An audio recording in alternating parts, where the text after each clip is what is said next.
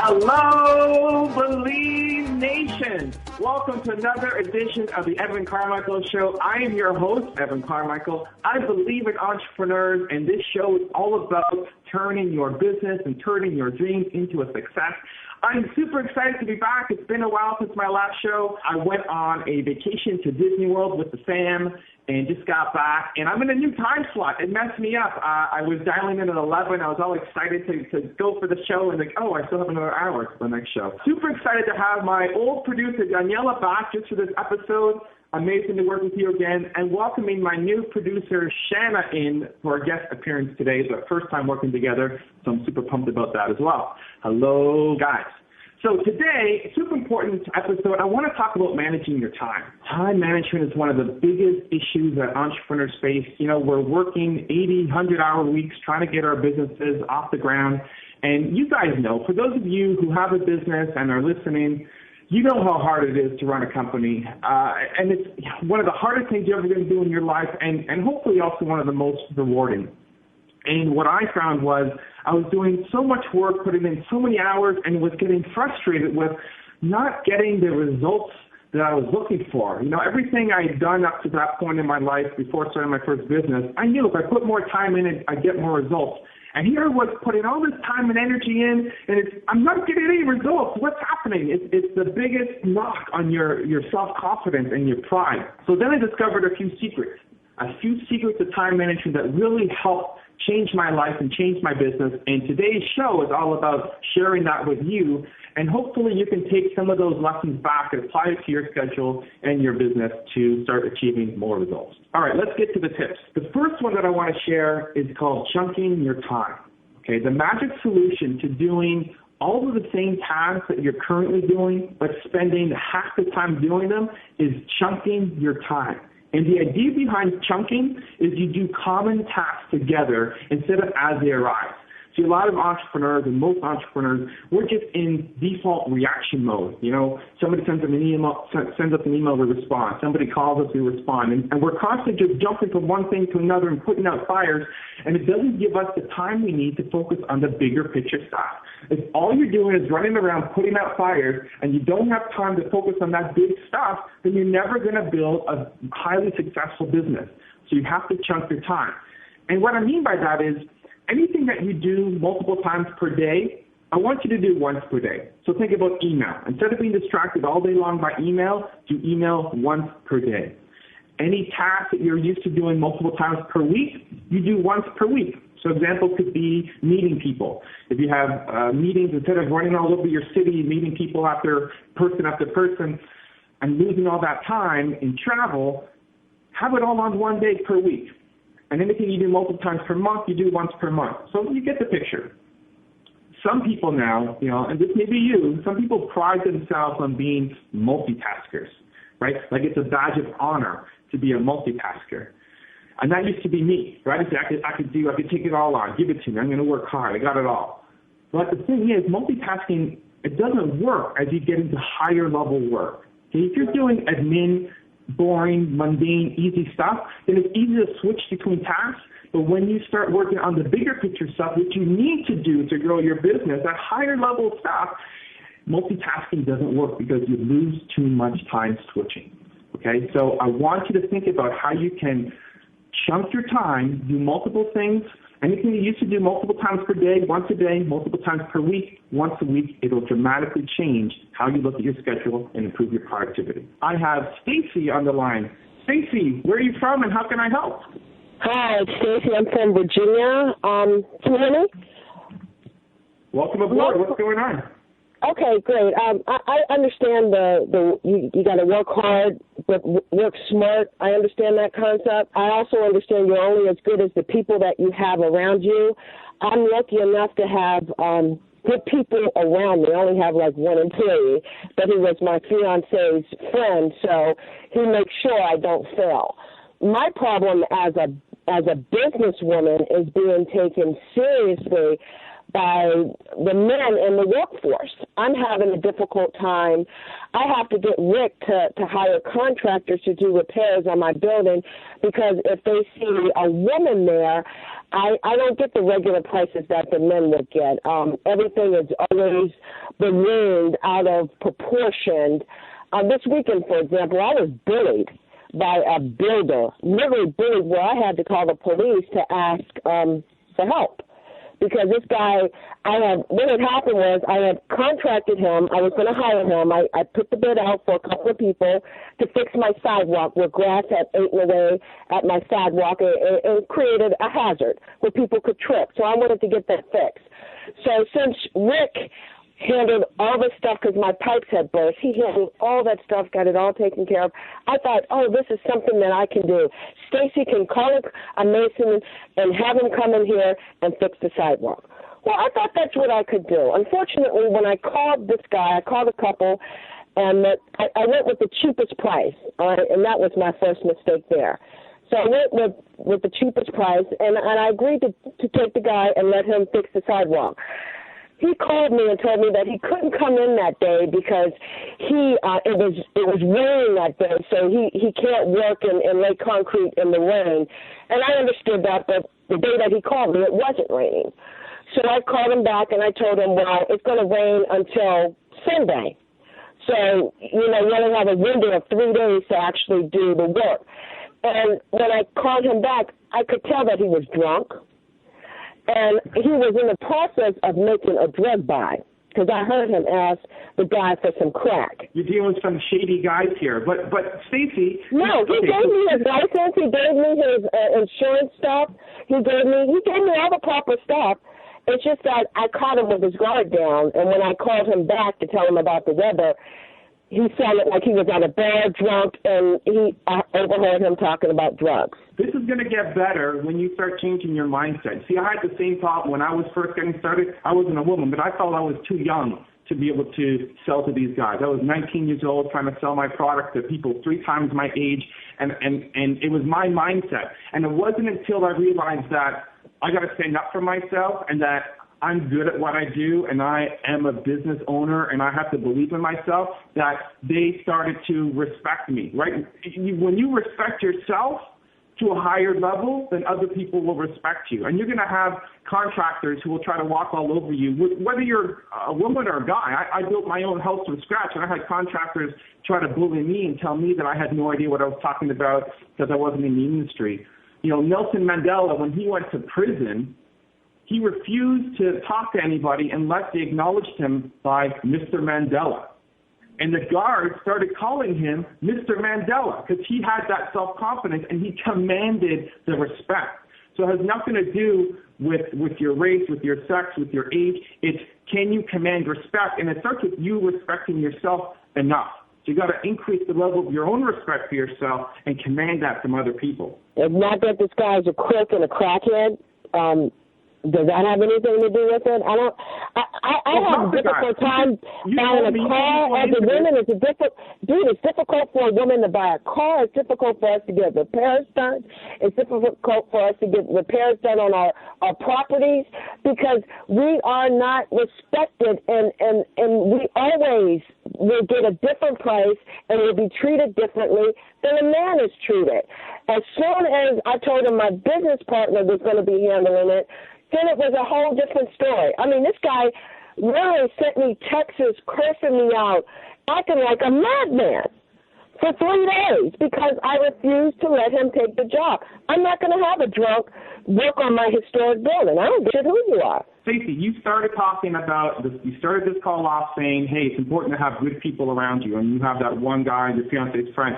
Just the same thing. It's important to have good contractors that you work with. You're going to deal with douchebags whether you're a man or a woman. And so you got to dump those people from your life and move on to the people who are who are good, who do their work. You know, you're dealing in shady industries, and so finding good contractors is going to be a challenge that anybody will have to face, whether you're a man or a woman. Stacey, I appreciate the call. I have to move on. I want to share with you what my schedule looks like. Now, I used to be the workaholic, the guy who prided himself on being super fast to reply to email and answering phone calls, and as a result, all I did was those little tiny projects, and I kept getting distracted from the big projects that I wanted to work on, and I knew I needed to focus on to grow my business, but I just didn't have the time to work on it because I kept getting interrupted by these little things. So here's what my schedule looks like now, and I want you to try to model it to make it work for you so you can work on those bigger ideas. On Monday is my get stuff done for the weekday. That's where I have all the tasks I need to get done for the week. If it's answering important emails, if it's planning my social media campaigns, if I need to write a proposal or answer something that's long, or look at a presentation that I'm working on, anything that I need to get done for the week, I do it on the Monday. It's the working in my business stuff that's still a high enough level that needs to command my personal attention. And I feel like that helps set me up for the rest of the week. On Tuesday is my writing day. So I'm working on a book, and I'm working on my YouTube videos and writing scripts. So I sit down and I'm spending the whole day writing. And it allows me to free up my time to work on those projects, right? I'm not getting interrupted constantly during the day in both of those days. It also gives me the right mindset. So I know I wake up, all I have to do is sit and do my admin stuff and do my writing on Monday and Tuesday. So, you know, if I don't want to shave, I don't have to shave. You know, I don't have to have my extroverted personality ready to go. I know I don't have to jump between calls and meetings and coming back to try to write my book. So having that mindset when you wake up and you know this is the kind of stuff that you're doing today makes it so much easier. Wednesday is when I film my YouTube videos. So I'm spending the whole day. I usually make 13 videos for the week. It's a lot of videos. And I get ready, right? So now I'm shaving. I have my Believe music playlist going. I'm getting pumped up. I'm getting my extroverted personality on and ready to go. And I just line up the whole day, ready to do video. Thursday is going to be my radio show, my public-facing day, my calls, my meetings. Everything is back to back to back. And again, I'm extroverted. I know I'm waking up, ready to go out and do these things on Thursday. And so that sets me up for the week. And you want to create a schedule that works for you, that helps you plan your day and plan your week to get all those big picture things done and not get bogged down by the minutia and the little tasks. Okay, I want to get to the lines. I have Denise on the line. Denise, where are you from and how can I help? I'm in Portland, Oregon, Evan, and you've given me some tremendous help in the past, but I have a quick question. My whole business, everything from my for-profit, my nonprofit, is a very spiritually based endeavor. And I just recently starting to understand that there's a difference between a regular nonprofit and how a church is set up. And I'm wondering if it might not be advantageous for me to set up my nonprofit with the privileges of a church, but I don't really understand the difference. So your question is if you should change the structure of your nonprofit to then incorporate a church? What's the advantage of being a church as opposed to just a regular nonprofit? Because we certainly have a spiritually based message. We would qualify, but is it a financial advantage? The thing with a church and why people might go through a church, one is they can be your fiscal agent, and what that means is they can write tax receipts, charitable receipts. Can you write charitable receipts through your nonprofit right now? Only for a donation. If somebody purchases something through our nonprofit, no, because it's no different than going to Salvation Army and buying something. But I don't know if there's other privileges that we might enjoy as a church, because we do want to set up a brick-and-mortar place where people can come join us in our beliefs and our lifestyle. You know, is it an advantage to be a church as opposed to a regular nonprofit? Yeah, so the biggest advantage is going to be more on the promotion side. So if you can write your own charitable receipts, because a lot of people can't. They want to set up a nonprofit and they don't get approved, and so they can't write a charitable receipt. So if somebody gives them a donation, they can't give that charitable receipt. So they might partner up with the church that they give the money to the church, and then the church gives the money to them. That's called being a fiscal agent. But if you can already write your own charitable receipts, then you don't need that. It's more the promotional opportunity, and it'll be more will the church be willing, for example, to spread your message to their congregation? Can they put you in their pamphlet that goes out at each Mass? If they have a website, will they put you up on there? Will the priest, the preacher at the front say something about your cause and what you're doing? Does it help give your organization more credibility and more awareness if you can say you're aligned with the church? So it's more that kind of promotion marketing side of things. If they're willing to help promote you and help spread your message, then that could be a great way for you to be able to reach more people. Right. Cool. Thank you. I'll look into it more, because it just seems like it might be the right way to go for us, because we're basically selling a lifestyle. So to get people to congregate with us and understand what it's about might be a real plus. Yeah, and it's a way easier pitch to them. If you wanted them to be your fiscal agent, where they're taking money and then they're giving it to you, that's a much more complex relationship. But you don't need that from them. All you're saying is, hey, I think we might be able to work together. We have similar beliefs. We have a similar audience. We're trying to do good as well. Maybe there's a way we can work together. And maybe you can help promote them. You can, if you know what the sermon is going to be, the topic is going to be for the next Sunday Mass, you can put that up on your website. I'm talking about creating my own church that revolves around this philosophy and this lifestyle, and then running my business through that, basically, instead of through the nonprofit that we're working with. Oh, you want to create your own church. So do you want to run a church? Because you don't need it from a financial point of view, because you can already write the charitable donation. So from a philosophical point of view, is that something that you really want to go after? Right. Okay. But financially, I already have what I need, because I can write a receipt for a donation. Exactly. Okay. Great to hear from you again, Denise. Thanks for calling in. Okay. Take care. Okay. Take care. And with all big decisions for you entrepreneurs listening, you got to make the big decisions with your heart and the little ones with the head, right? A financial decision is a little one. Like, we can do this because it's going to make us more money. But the big one, should we start a church? You do that because you believe in it, right? That's a big decision. You make that with your heart. You take a stand and, yes, I want to start a church. And so big decisions with the heart, small ones with the head. Today we're talking about time management, giving you strategies to help you get more out of your day, and I've got a special guest with me on the line today. He is the time management chef. What better guest to have on a show that we're talking about time management than a time management chef, Tor Refsland. Tor, welcome to the program. Thank you, Evan. I'm so happy to join your show. Well, welcome aboard. And can you tell us, how can entrepreneurs create more time in their lives? It's a very good question.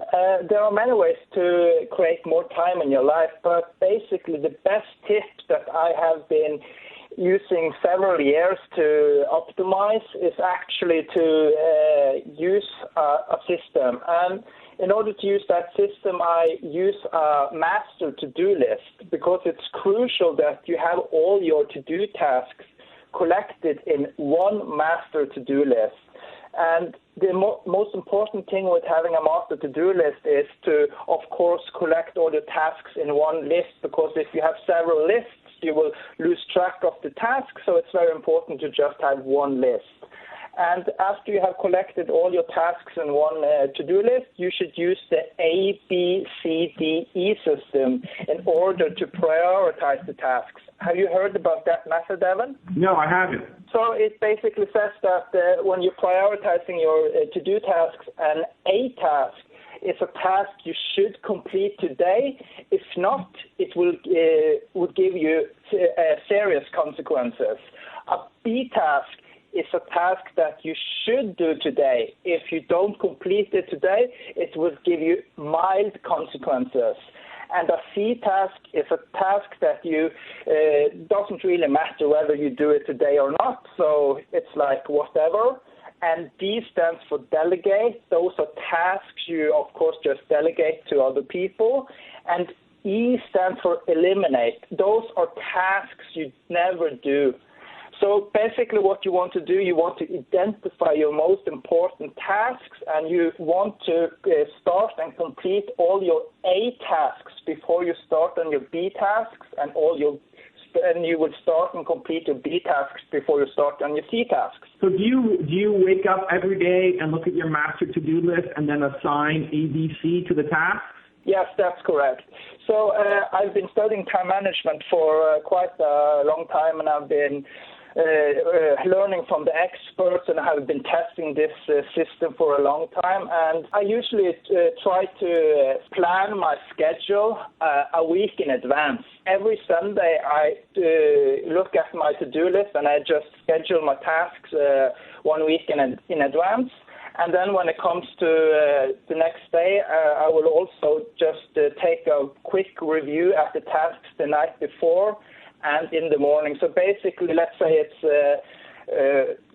Tuesday today, and tomorrow it's Wednesday. So Tuesday night, I will take a brief look at my to-do list, and if there is some modifications, I will just do the changes. And in the morning, the first thing in the morning, after I get out of bed and when I sit down at my desk, I will just take a brief look at my to-do list just to make sure that if there are any new changes in the to-do list. So this is out of personal curiosity, how long does it take you on the Sunday to plan your week, and then how long are you spending every morning looking at the list and seeing what you have to get done? It's a very good question, Evan. Usually what I do, I have this master to-do list, and I just continuously add tasks.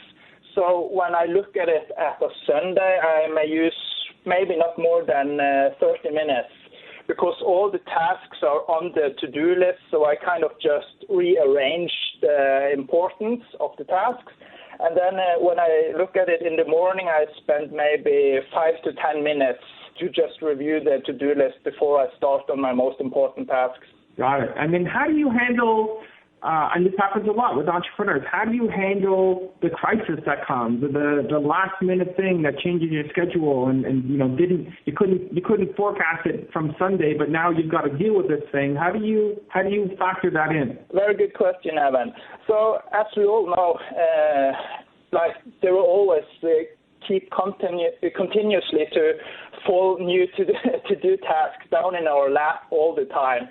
So basically what I use the 80-20 rule to always identify the most important tasks. So let's say, for an instance, okay, so today it's Wednesday and it's 10 a.m. and I'm working on my to-do list, and then suddenly I get an important call or an important email, and there's a task that I just have to do. So when I get a new task in my lap, I immediately identify it if it's an A, B, or C task. And if it's an A task, I just have to do a quick analyze if it's more important than my current task. So I will just put it into my plan. If it's more important than the task I'm currently handling, I'm starting on my the more important task. If not, I'm just scheduling it on my current list. Got it. What do you think is the biggest struggle that entrepreneurs have when it comes to planning? Because they may have heard about this, they may have heard about other things, they may have tried to plan a schedule, but it just doesn't work. They keep falling off track. Why is that? Why is it such a struggle to do time management? I think there are several reasons. So I think number one reason can be that they don't actually know what to do. And number two is that they actually know what to do, but they don't take action. And number three is that they think that when it comes to saving time, that it has to be a big, hairy goal, like it's this big project, and that it will take way too much time and effort to implement. And the number four, the most important thing, is that perhaps they don't have a system that they already know is working. So what's the solution? Create a system? Use ABCDE? Yeah, I would say that. So should I just go through what I would think is the solution here? Yeah, like overcoming that struggle. I mean, a lot of entrepreneurs have probably read books on time management, and it's, they still struggle with it. So how do they overcome that? Yeah, so I would say number one is, of course, to find out what to do. And number two is to actually take action and to implement the steps. So as Napoleon Hill says in his book, Think and Grow Rich, knowledge is not power. Application of knowledge is power. It doesn't matter if you have all the knowledge in the world in a specific area if you don't apply it. And then it comes to number three about the big, hairy goal. Often I think it's the best way to approach this is to break the big, hairy goal down into smaller goals.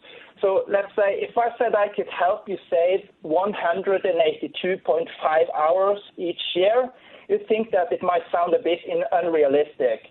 But what if I broke the goal down into 365 days? So I said, what if I helped you save 30 minutes per day? That sounds more realistic, right? Yeah, and so that's what it equates to? Yeah, so 30 minutes per day, if you multiply it with 365 days, it will be 182.5 hours per year. So if we say that the normal work week is 40 hours, we can take 182.5 hours and just divide it by 40 hours. It will be the total result of 4.55 weeks.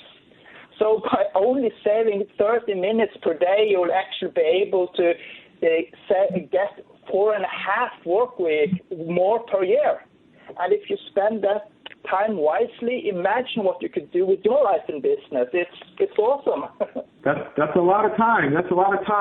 Tor, thank you so much for joining us. For people who want to learn more about you, where can they go? Yeah, thanks for asking. They can go to the following website, timemanagementchef.com/Evan. I will have a free ebook which will help them to double their productivity in 7 days, timemanagementchef.com/Evan. All right, thank you so much for joining us, Tor. Really appreciate it. Thank you, Evan. Now, I've been talking about chunking your time, right? That's been a theme for this show. Is anything you're doing multiple times per day, we're doing once per day. Multiple times per week, we're doing once per week. I shared my schedule, and that Monday I'm doing my admin, get stuff ready for the week. On Tuesday, I'm doing my writing. It's my book. I'm preparing for videos. Wednesday, I'm recording the videos. Thursday, I'm doing meetings and public-facing stuff and radio shows and interviews. And what you want to do is now create a schedule that works for you. Anything that, again, you're doing multiple times per day, like email, for example, then do that in a 90-minute chunk every day if you need to, right? If you got to check email every day, it's a 90-minute chunk every day. And 90 minutes is a great amount of time to force yourself to get it done and be fast. Because let's be honest, you say you have a lot of work, but you're often getting distracted. You might be getting a Facebook notification and flopping over to that. So you want to make sure when you only have 90 minutes to do a task, then you're going to be focused on getting it done and being really efficient and not allowing yourself to get distracted. So I plan all my days out into 90-minute chunks with 15-minute breaks in between. So it's intense, hardcore, 90 minutes of work. Don't go to the bathroom unless I have to. Don't get distracted, and then move on to a 15-minute break and then back into a 90-minute chunk. And I find that really helps me organize my day and get a lot of stuff done and stay focused. I have time for one last caller. I'm going to hit up the lines, and we have Laura on hold. Laura, where are you from, and how can I help? Hi, I'm from outside of St. Louis, and I love what you're saying about the 90-minute task events. I think I could maybe do 9 minutes with my focus capacity, but, maybe I could alter it a little and get something done. But my question has to do with entrepreneurial business partnership. I'm a water garden landscape designer, and my main contractor is kind of like my business partner, and we work together on bids and sales, so we kind of show up to the customer as one team. Sometimes the tricky part is that his numbers, in terms of the price he bids the job for, often makes it so that we don't get the job. The customers like me, they want to work with me, but it's not in their budget. Right. So we're good friends. We've been working together for years, but I have a friend that keeps saying, Laura, you're doing it wrong. You need to be the general contractor, and then you need to be hiring other contractors to give you the best price in the bids. So I'm having a dilemma. Yeah, and I'd be thinking, what's best for the customer? Because if you're going in and you only have one option and they love working with you, but then they can't move forward because they don't like the price point of the guy you're going in with, then you're losing business, and it's not in the best interest of the customer because they want to work with you. They like you, trust you. They like the designs you're coming up with. And so what's your reluctance to go work with somebody else just because you like this guy and know him and you've worked together for years? Yes, we just have a good, strong relationship. We work well together, and I do coaching with he and his wife. I work in the business. Sometimes I stay there when they're a couple hours from where I live. So, there's nothing like mixing friendship and business to have it get a little fuzzy around the edges. But it's just sometimes a little challenging because I want to be in integrity. That's important to me in the relationship. And I also would like to eat. Yeah, no. Both are very important things. So I would say, first of all, you have to have a conversation, right? If you're considering this, then you need to have an open conversation, not do this behind his back, because that's not something that you would do, right? So he has to know that this is something that you're thinking about and that you might move forward on it. I think, obviously, if he's bringing the deal, then he's the only guy, right? You're not going to swipe his client from him, some contact that he made, you're going to sell his competitor services, right? If he's bringing you in, then you only work with him. But if you're getting the deal, if it's one of your contacts or networking, then you want to be able to provide whatever the best solution is for that customer. And that's still integrity, and that helps feed you. But it's just having a conversation with your friend so that he knows that here's something that you're thinking about, and it's obviously going to help grow your business. I'll give you an example. I have a great buddy of mine who's a photographer. He does a lot of celebrity photography, pictures. He's done it with Lady Gaga and just huge celebrities. And sometimes I could bring him in on deals that I'm working on, right? If there's any video of photo involved, I can often bring him in and say, hey, here's an opportunity to introduce you to Rich. But his price points are really high too. And so it's not always that I could recommend him, but it's not always the best solution for the client. And there's no way I would lose a deal with my client just to bring Rich in. Right? It's not the best thing for the client, and it's not the best thing for me either. And Rich totally gets that, right? He can't work with every client because of his price point. So I think it's just you having that conversation with him and being open and honest.